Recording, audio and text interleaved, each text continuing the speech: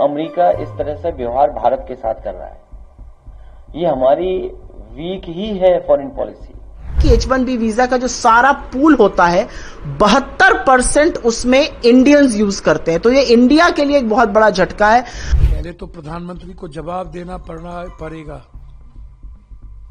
कि हमारे बच्चे जो आज वहां नौकरी कर रहे हैं वो उनको सेव आप कब करोगे, और दूसरी चीज क्या अब मिडिल क्लास के लोग जा पाएंगे?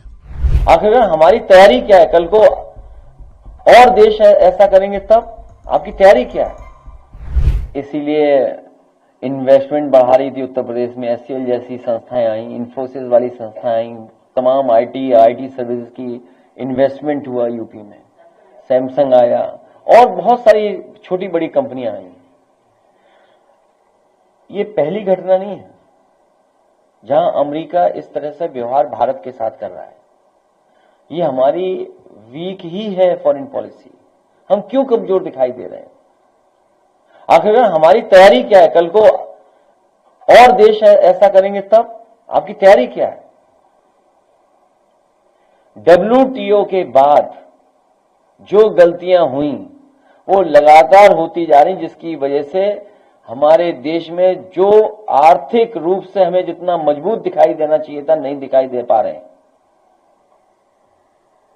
हम दूसरे देशों पर निर्भर होते चले जा रहे हैं, हम दूसरे देशों पर हर चीज के लिए निर्भर हैं, हम खाद के लिए दूसरे देशों पर निर्भर हैं। सोचिए,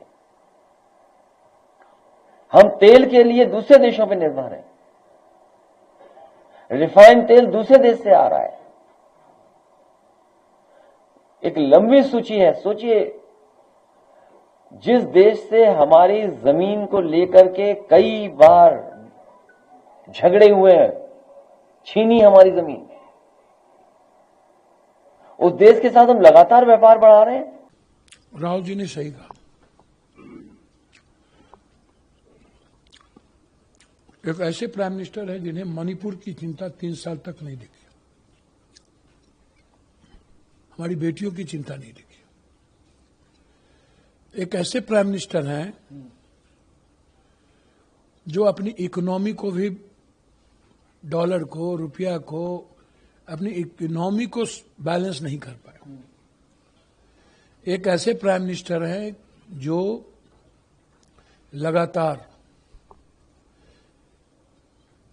भारत के अच्छे पड़ोसी रिश्ते को भी मेंटेन नहीं कर पाए, न म्यांमार, न बांग्लादेश, न श्रीलंका, न नेपाल।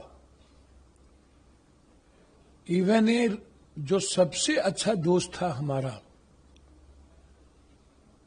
रूस, वो भी हमें सपोर्ट नहीं किया। इजराइल का भी सपोर्ट सही तरीके से नहीं मिला।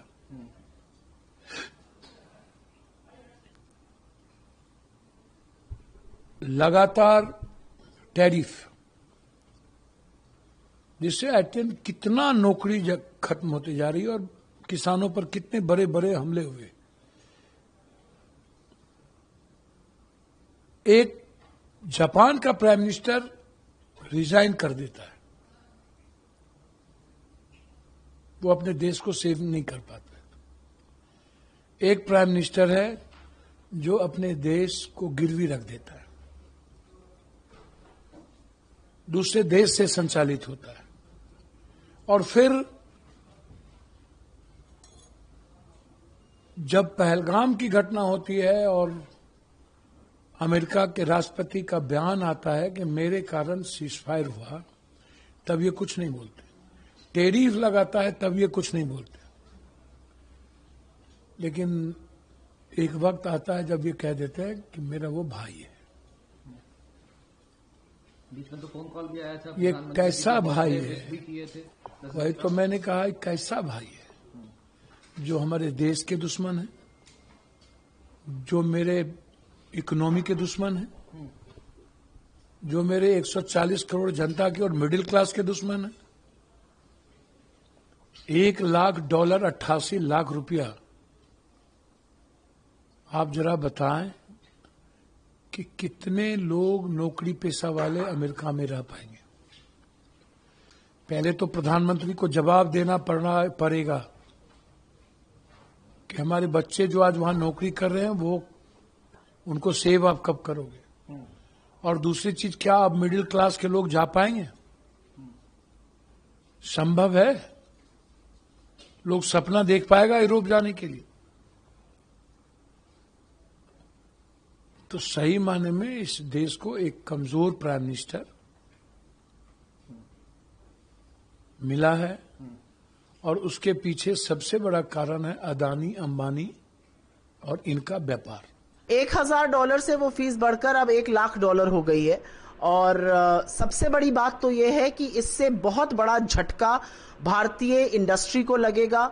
जो लोग H1B वीजा पर जाते थे उनको लगेगा। एक बात याद रखिएगा कि H1B वीजा का जो सारा पूल होता है 72% उसमें इंडियंस यूज करते हैं। तो ये इंडिया के लिए एक बहुत बड़ा झटका है।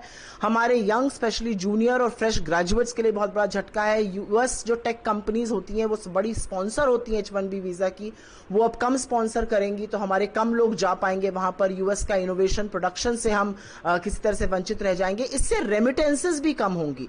पिछले साल जितना पैसा बाहर के मुल्कों से लोगों ने वापस इंडिया भेजा, उसमें 27% से ज्यादा 27.7% $35 बिलियन सिर्फ अमेरिका से आया था। तो जितने कम लोग वहां पे रहेंगे उतनी कम रेमिटेंस आएगी। मुझे इस बात को लेकर थोड़ा सा दुख है कि हैप्पी बर्थडे टू यू गाया गया, गले लगने की बात हुई, खूब बर्थडे बोनहोमी हुई, और उसके बाद 2 दिन में ही भारत के ऊपर इतना बड़ा प्रहार किया है अमेरिका ने। ये बॉडी ब्लो है हमारी इंडियन इंडस्ट्री के लिए, हमारे यूथ के लिए, उनके ग्लोबल प्लेसमेंट्स के लिए और उनके करियर प्रोस्पेक्ट्स के लिए। और मुझे इस बात का अफसोस है कि मेरे प्रधानमंत्री इस देश के फ्यूचर को सुरक्षित रखने के लिए कुछ नहीं कर पा रहे हैं। अमेरिका लगातार हम पर प्रहार कर रहा है। 50% टैरिफ किया, हमारे लोगों को हथकड़ी पहनाकर भेजा। अमेरिका ने बार बार हमें अब्यूजर कहा। अमेरिका चाबार को प्रतिबंधित कर रहा है, हमारे ऊपर रूस के तेल खरीदने से प्रतिबंध लगा रहा है। बार बार अमेरिका हमारे खिलाफ एक्ट कर रहा है, लेकिन मोदी जी कुछ कर नहीं पा रहे। इस बात का मुझे अफसोस है। लेकिन H1B जो है वो हमारी इंडस्ट्री के लिए, हमारे यूथ के लिए जो आज एक्शन अमेरिका ने लिया है वो बहुत घातक है।